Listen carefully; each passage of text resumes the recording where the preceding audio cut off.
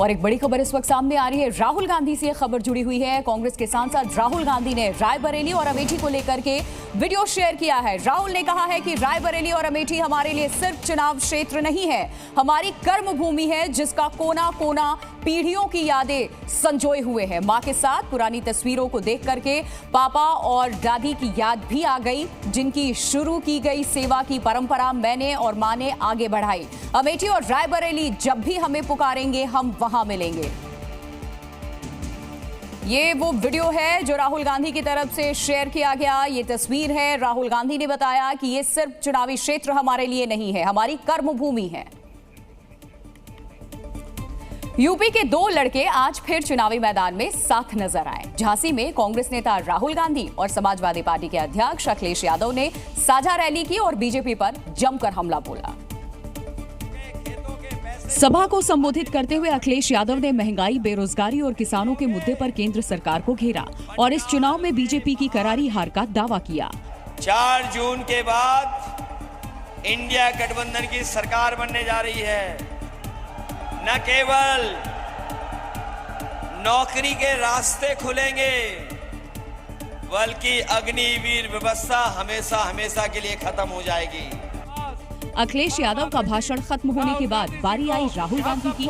राहुल गांधी ने कहा कि ये चुनाव संविधान को बचाने का चुनाव है। रानी लक्ष्मीबाई की कर्म भूमि से कहना चाहता हूं कि इस संविधान को नरेंद्र मोदी छोड़ो, आरएसएस छोड़ो, दुनिया की कोई शक्ति नहीं खत्म कर सकती है। ये पहला मौका नहीं है जब यूपी के दो लड़के एक साथ मंच पर दिखाई दिए। इससे पहले भी कई रैलियों में अखिलेश यादव और राहुल गांधी मंच साझा कर चुके हैं।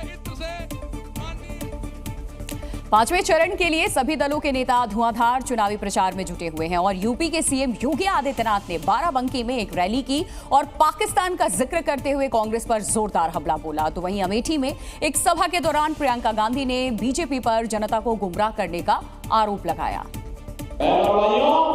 या तो रामद्रोही मोदी जी का विरोध कर रहा है या पाकिस्तान विरोध कर रहा है। दोनों के स्वर एक जैसे मिल रहे हैं इस समय। भाजपा के नेता हैं, ये चाहते हैं कि आपको धर्म के नाम पर, जाति के नाम पर आपके जज्बातों को उभार दें और फिर उस आधार पर वोट लेते हैं, अपने काम के आधार पर वोट नहीं लेते। और इस वक्त एक बड़ी खबर सामने आ रही है। गृह मंत्री अमित शाह ने एक बार फिर कहा है कि लोकसभा में एनडीए 400 सीट इस बार जीतने जा रही है।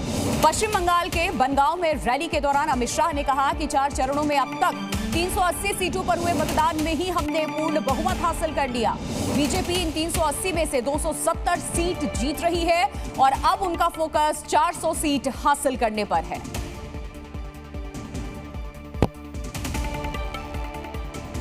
चार चरण पूरे हो गए हैं।